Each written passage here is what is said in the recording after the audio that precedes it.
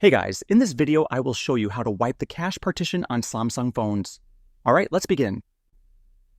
First, connect your phone to a PC using the original USB-C cable.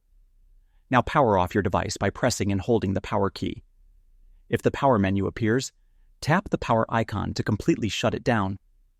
Once your phone is off, press and hold the volume up and side keys together. Release both buttons when the Samsung Galaxy logo appears and wait for the recovery menu to load. Next, use the volume down button to navigate through the options and highlight Wipe Cache Partition. Press the side key to select it. When the confirmation screen appears, press the volume down button once to highlight Yes, and then press the side key again to confirm. The system will start wiping the cache partition. So that's basically how you can wipe the cache partition on Samsung phones. And that's it for this video.